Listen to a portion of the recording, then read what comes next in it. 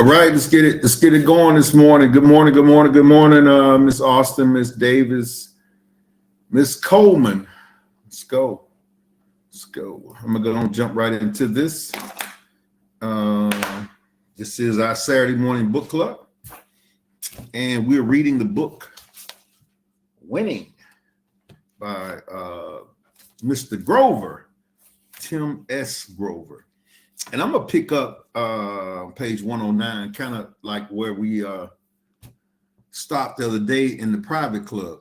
We were reading from the book in the private club, and so I'm gonna jump right into and continue on the book in the book club. All right, so he says, winning wants all of your time and attention. That's a common phrase that he's using. He's been using that a lot throughout the book, that winning wants all of your time and attention. It needs to be the only thing on your mind 24/7. It might reluctantly allow you to spend a brief time on other things as long as you return quickly. Never stop thinking about where winning wants you to be. You might physically be somewhere else, but mentally, you never leave. Again, throughout the book, that seems to be a common thought, a common phrase that he's using, that winning wants all your time and attention. That's something that the world doesn't agree with. The world, the system that we grew up in doesn't talk about that. And so when you start going for something, especially outside of the box, when you start, challenging yourself to go farther than you thought you could go, it needs all your time. Now, your neighbors, your friends, your co-workers, church members are not going to agree with that, because they're trying to win within a box. That box of go to school, get a good education, go get a good job, work hard 40 years, get a master's degree, a PhD, a part-time job at FedEx or UPS. That's what they call winning. Now you outside of the box, and now you got to fight against the people within. You got to fight within the system that has taught us for years, these are the things you should do. So when you step outside of that, the fight is going to happen. People going to throw rocks. They're going to, I watched a video last night with a guy, he and another guy was just ripping apart people who start home-based businesses, and how that was so, how they take advantage of you, and how you don't have a chance to win. And those are the people that's in that box, and that's most of the world. So they're going to say that, and then guess what? You're going to get a lot of co-signing on that. People going to co-sign on that. You can look in the chat when he was talking, or in the comments section. I mean, he was live, and they would comment, yeah, you're right, man. They took me and they did this to me. So what they're saying is, get back in line, fool. All y'all who out here trying these things, and all y'all who out here trying these things and losing and all that, get back in line. What are y'all doing? And that's what happens. That's why winning consumes everything, because you have to get good at what you're doing.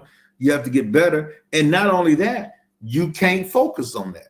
So if winning wants all your time and attention, that means you're strategizing. That means you're getting your game plan together. That means so all the other foolishness from the neighbors, friends, and all that, you really don't have time for. You see what I'm saying? You really don't have time for that. But if you deal with people outside of the system, I mean, within the system, they're going to attack you. That's just a given because that's all they know. Good morning, Miss Scott and Miss Brown. And Miss Sampson. That's all they know is this. School, education, good job,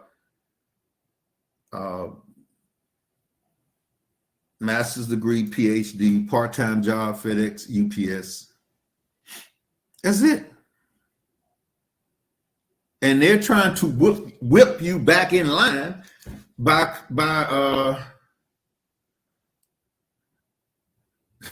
having a different opinion on what you're doing, criticizing what you're doing, talking about what you're doing.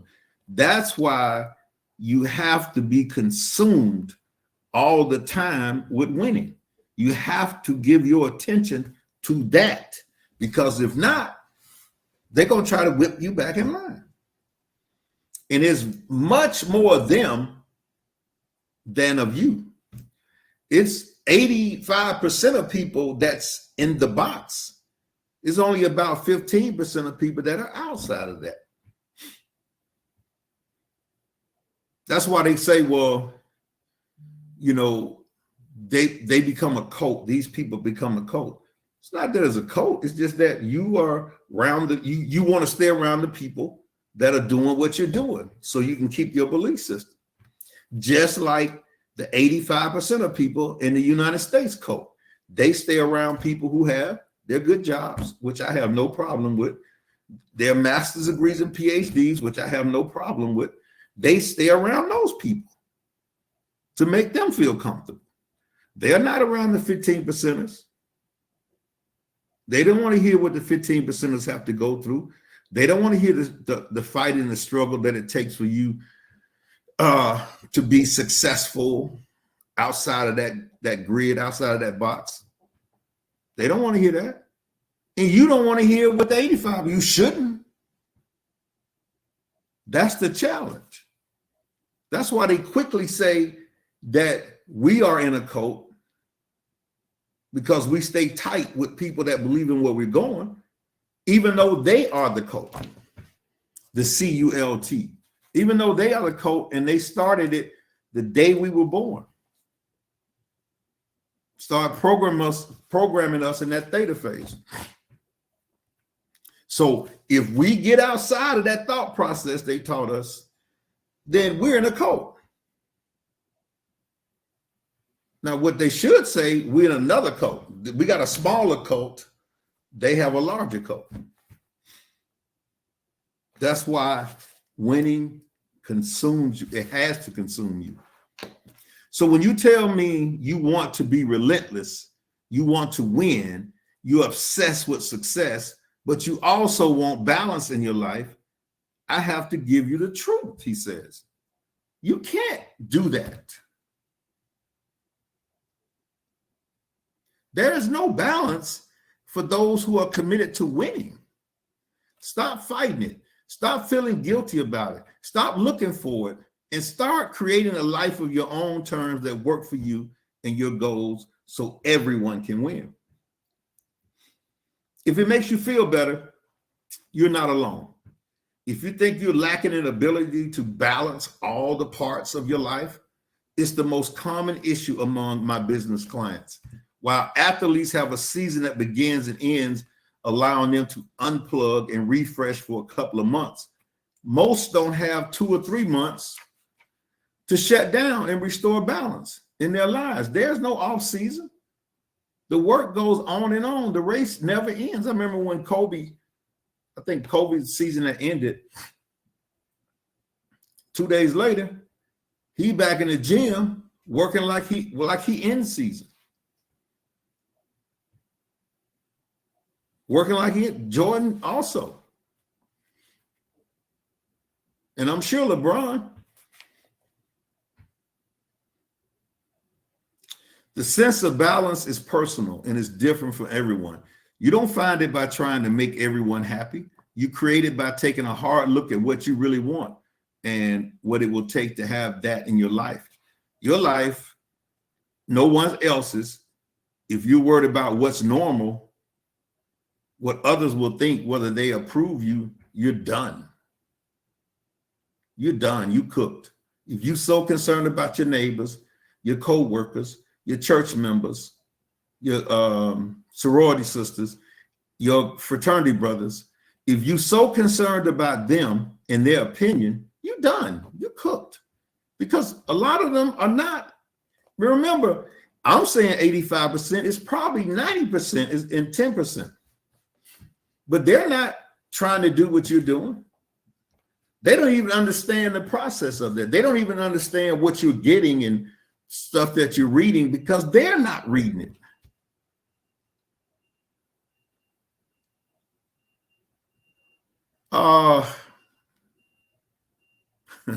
You got to take a hard look, like you said, at what you really want and what it will take for you to have that in your life. Your life, no one else's.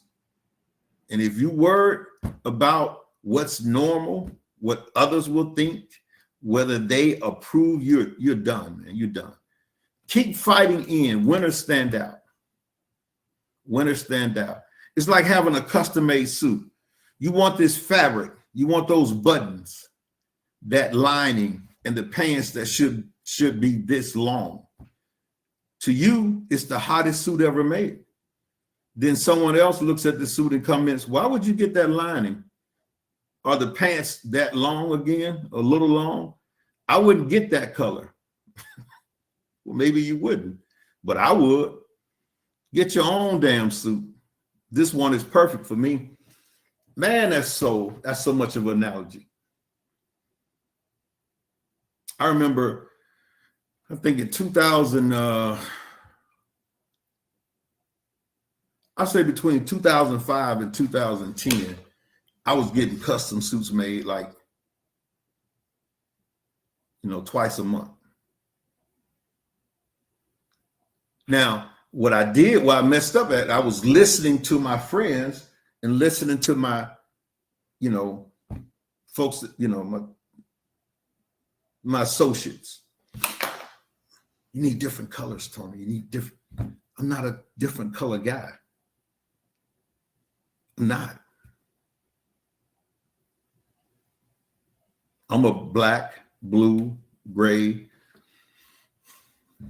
Now I had custom suits made in different styles, different pockets, different this, different that.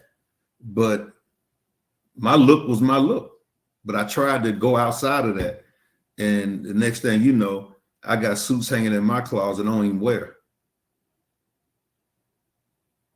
I don't even wear them, at that time. I got rid of all of them now because the styles have changed and I gave them away. But I remember getting all those suits, looking in my closet like, I'm not wearing those. And I got them because people told me to do that.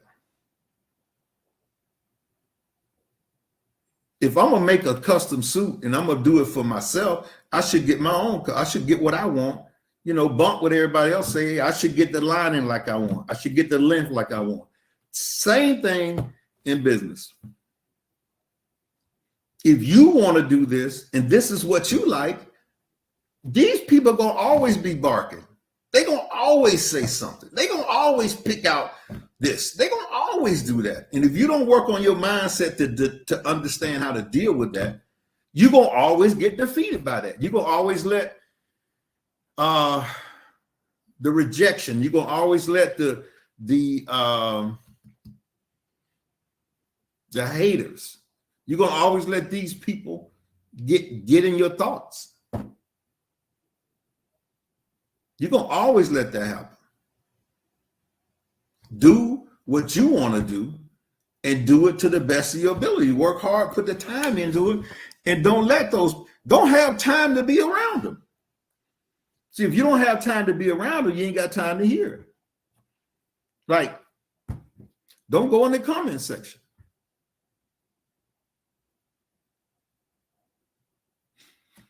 Look, I want you to have success and still have time for family and friends, relaxation and fun. I want you to be there for your kids. They need you. I want you to have a happy relationship with a partner who wants the same things you do. I want it to be easy and organized. I want everyone to stop being disappointed and angry at you. Most of all, I want you to stop being angry at yourself. But you know what happens when you hear that but? But I also want you to have your goals and dreams, and I want you to win. And to have all of that, something will have to give. A lot of things have to give. You can't have it all at the same time. You have to get used to the reality that certain things will have to wait. But what's the first thing people do when they feel their life is unbalanced? They start adding. I should get a dog. I need to do more charity work. I have to help my friends move. I'm supposed to go to this party. Now that they don't have time for the one thing they really want, so they have to give up other things just to keep up. I'll sleep less. I can get up at 3 a.m. I work out before dawn. I'll stay up extra late, work all night. I can get it all done. No, you can't. No, you can't.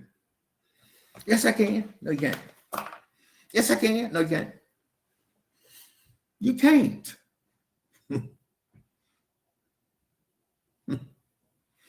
You can't. You have to master the art of no. I can't do all these things. I can't try all these things. I can't attempt all these things. No.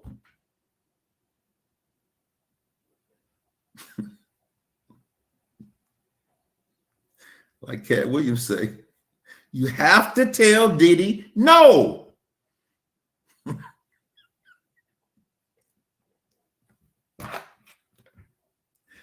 No is a complete sentence. It requires no interpretation, and everyone around the globe understands what it means. They might not like what it means, but they understand it.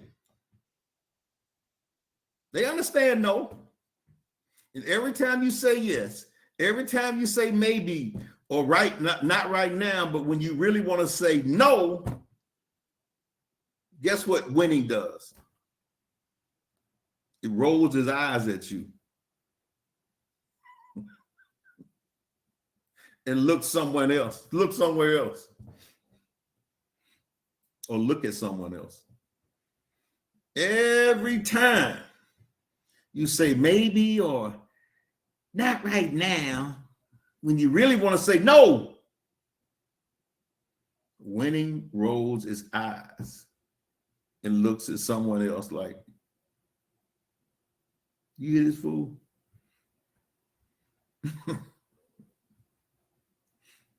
Why is it so hard to say no?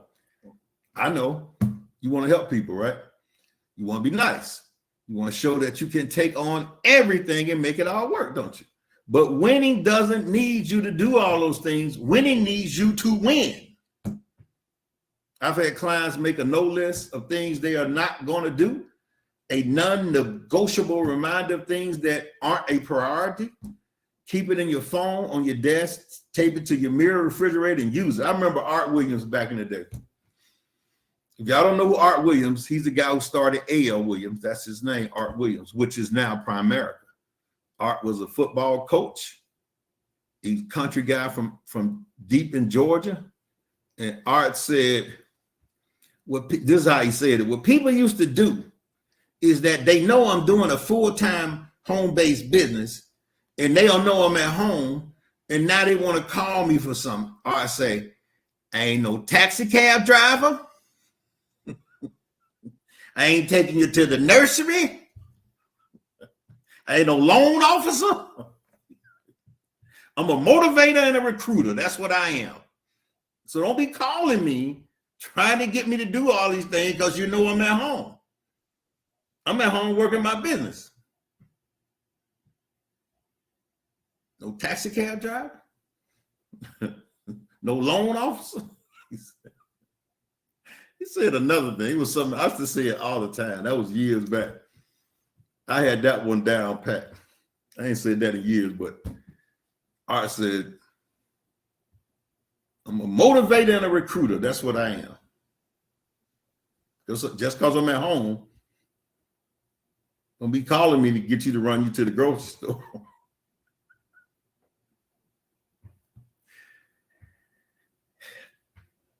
Stop adding, start deleting.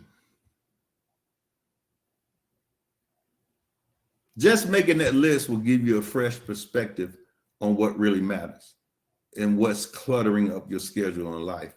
Winning demands total focus. Everything and everyone doesn't merit equal time and attention. If you're going to have more time for what you want, you're going to have less time for friends who need to fill you in on their daily life dramas. The group text with 30 people who think it's their job to entertain the group all day.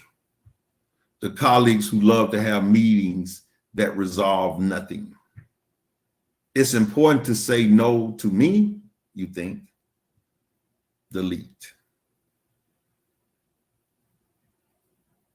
It's easier to climb a mountain with the weighted vest and a full pack, or with just the essentials. Instead of giving yourself more to do, start getting rid of everything that's dragging you down. Everything you're doing to meet others' expectations and demands. Those things have to go. Now, here's a challenge with that. And I've seen this over the years. You let all that go, and then you don't put the work in. You cut off some of your friends. See, now you got to put the work in so you can come back and show them. But you can't let all of them go and don't put the work in. Now you're in trouble, because now you got to go crawling back to them later on, telling them they were right when they wasn't right. It's just that you didn't do right. So I guess if you know you're not going to put the work in, if you know you're not going to grind, if you know you're not going to do it, then stay hanging around them.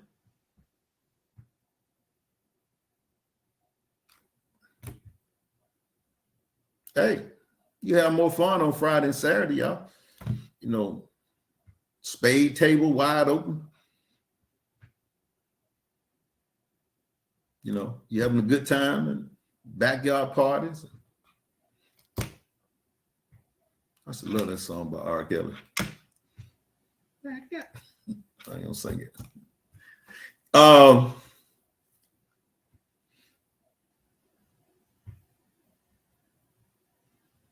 If you know you're not, some of y'all be walking around the pools, putting your toe in the water. Is it cold? You said you got your little bathing suit on, you're looking good, but you don't want to jump in the water. You put your toe in there. Is it good? I mean, is it cold? Yeah, it's cold. Yeah, it's cold when you first get in, but come on in. We all in here now. We're in the middle of the pool.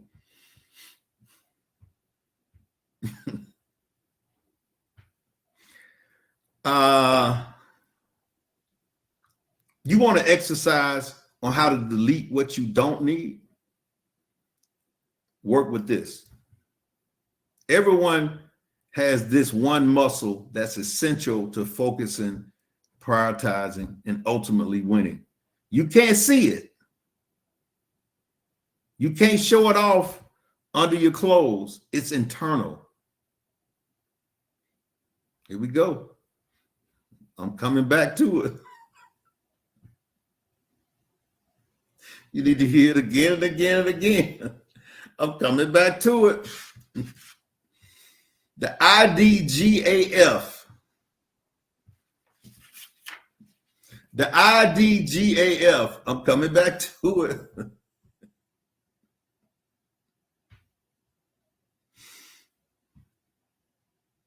You need to put that on a t-shirt or a hoodie. IDGAF.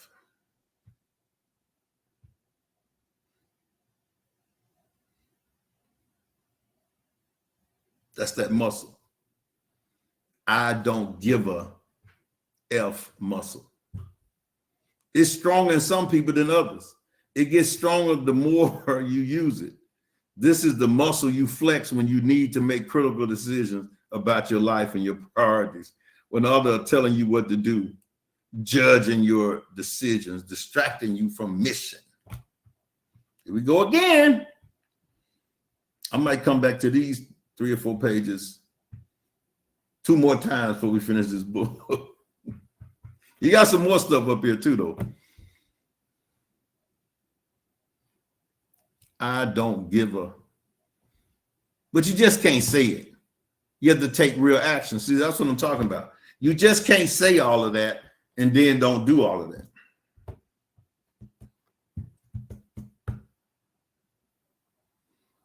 There's a lot of people say it, just don't do it. Sounds good. But if you're not grinding to do it, it's just the first time you use this muscle, it may feel weak and sore, easily fatigued. As with any muscle, you don't use often enough. But when you use it regularly and train it appropriately, get you one of them, the little rubber type bands. It's kind of about like thick, different colors. And you, I don't just do what is it? IDGAF. So anytime you get in a dilemma, you just, I know some of y'all got what would Jesus do? I know what I'm saying. Jesus really did that. He just didn't use them terms. He didn't give about what people thought. He didn't give when they asked him about the poor, he said, well, the poor gonna always be with us. Don't worry about that. Because it's not because they can't, it's just they won't get things done. You know how that is. But what I like about that, when he said, he didn't say I had to be one of the poor. He just said the poor gonna always be with us.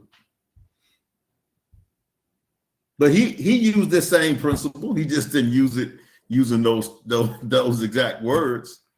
But he didn't care about what people thought and said. What did he do? Shake the dust off?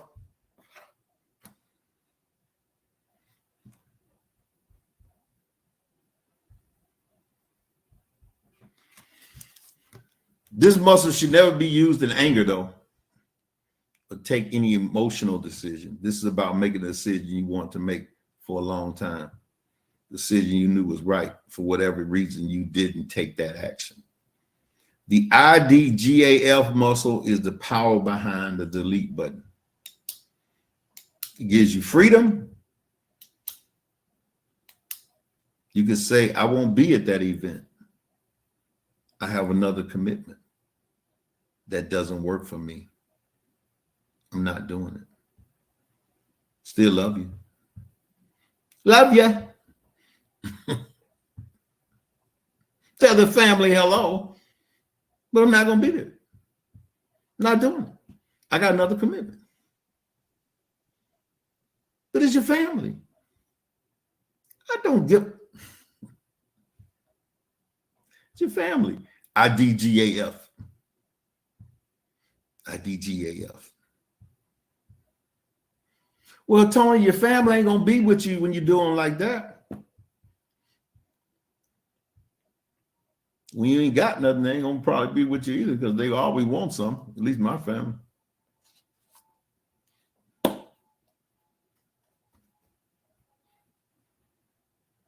Stop spending time you don't have on people you don't like, doing things you don't want to do. What do you want? More time to work? More focus on your goals? More time in your relationship? More time to yourself? Figure it out and make a decision. Otherwise, you won't be happy at anything. And when you do make that decision, stop apologizing for it. If you need to acknowledge the difficulty of the choice you made, do it once.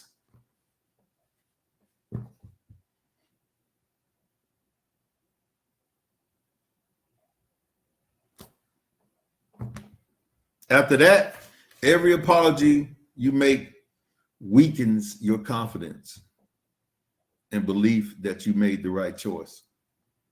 If you truly DJAF, then don't.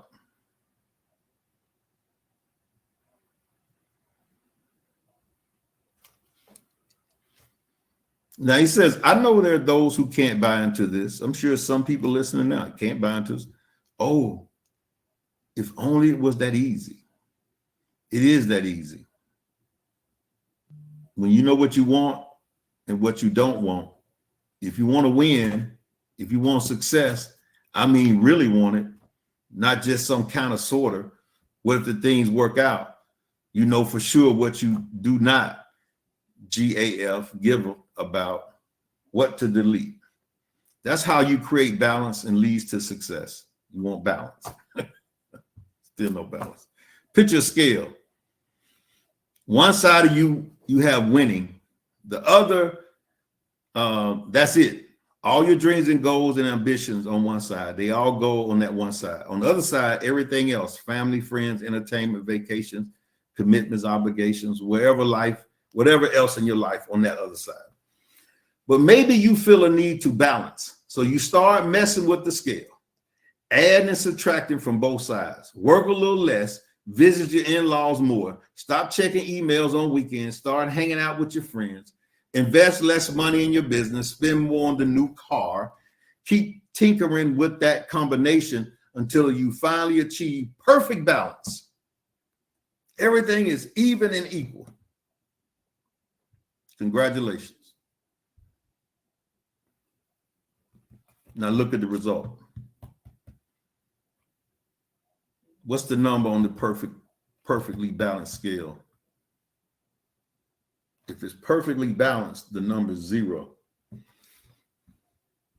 You want 0 happiness, you want 0 success, you want 0 results, you want 0 achievements. You gave everything equal weight and balance yourself right at the race.